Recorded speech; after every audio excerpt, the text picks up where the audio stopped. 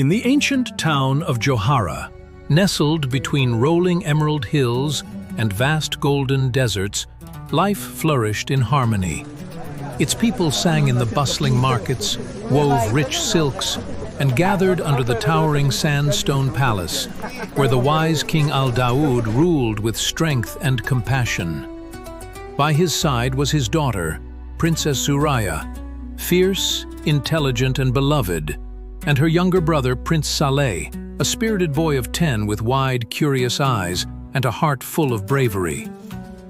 But even Johara, with its strong walls and rich history, was not beyond the reach of darkness. Princess Zuurya was no ordinary princess, with raven-black hair cascading down her back, piercing amber eyes that saw through lies, and a mind sharp as the finest blade. She was both beloved by her people and feared by her enemies. But even the bravest hearts can be tested in ways they never imagined. One fateful evening, as the sun dipped below the horizon and bathed Johara in gold, a strange object lit up the sky. It streaked across the heavens like a falling star.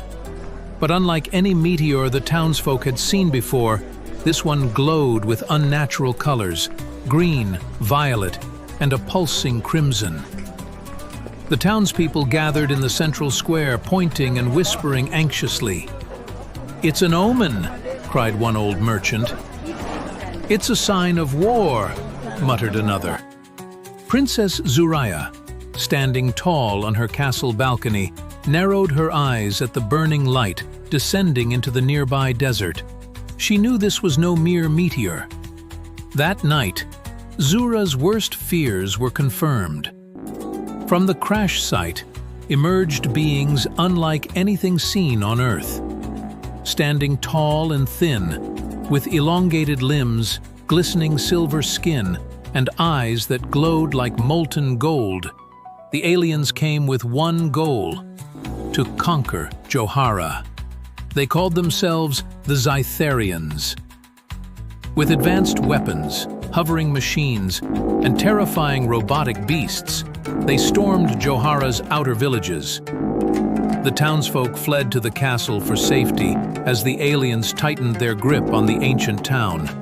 Princess Zuurya knew she could not face them alone. As the moon reached its highest point, Zuurya entered her secret chamber, a room filled with ancient scrolls and mystical artifacts.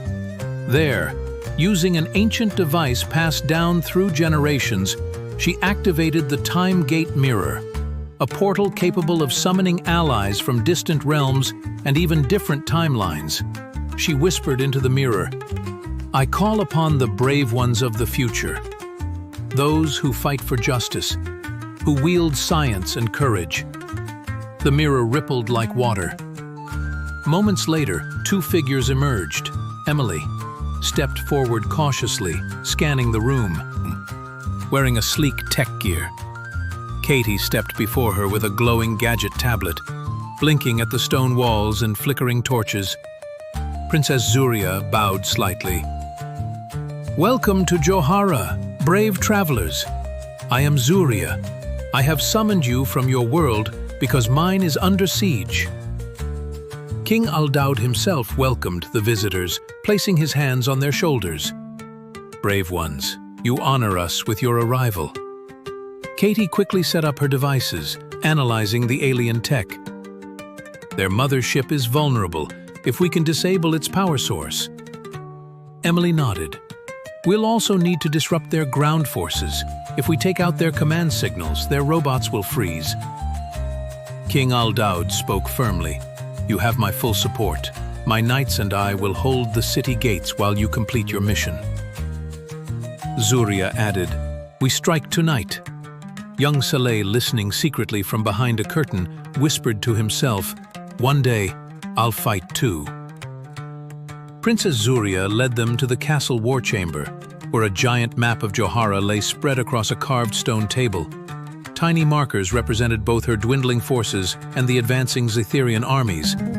"They have taken the eastern gate, and their mothership hovers beyond the dunes," Zuurya explained. Their leader, Commander Vortin, has given me an ultimatum. Surrender Johara, or watch it be destroyed. Katie activated her tablet. We can hack into their systems. If we disrupt their command signals, their robotic soldiers might turn against them. Emily added, and if we can disable their mothership's power source, they'll have no way to maintain control. Zuurya smiled. Then it is settled. Tonight, we fight.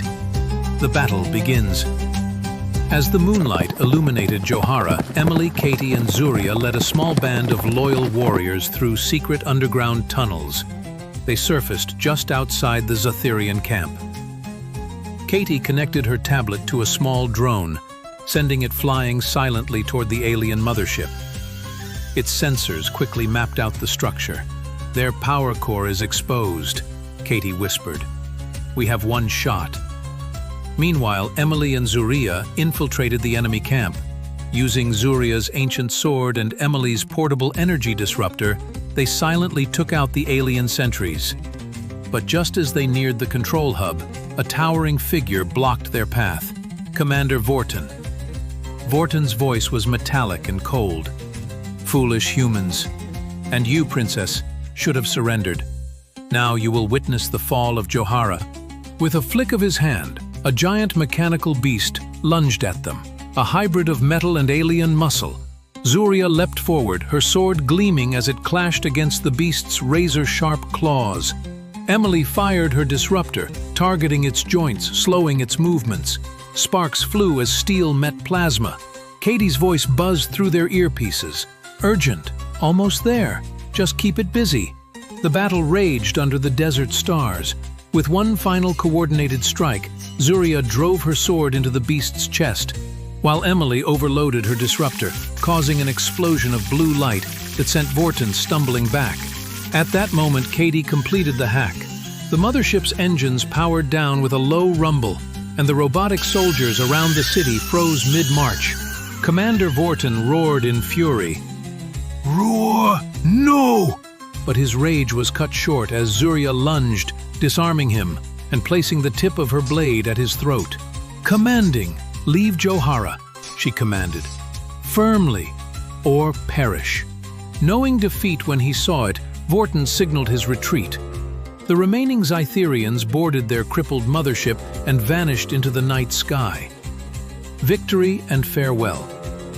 The next morning, as the sun bathed Johara in warm light, the townspeople rejoiced. They sang songs of the brave princess and her mysterious allies from another world. On the castle balcony, Zuurya stood with Emily and Katie, watching the celebrations below. Sincerely, you have my eternal gratitude, Zuurya said. Grateful. Johara owes you its freedom. Katie grinned. Playfully, we'll call it even if you let us visit again sometime. Emily smiled. Lightly, and maybe next time, without the aliens. As they laughed, the time gate mirror shimmered behind them, ready to take Emily and Katie back to their world. With one last hug, they stepped through the portal, leaving behind the ancient town of Johara, but not its stories. For generations, the people of Johara would tell the tale of Princess Zuurya and the Battle of the Stars, a story of courage, unity, and friendship that transcended time itself. The end.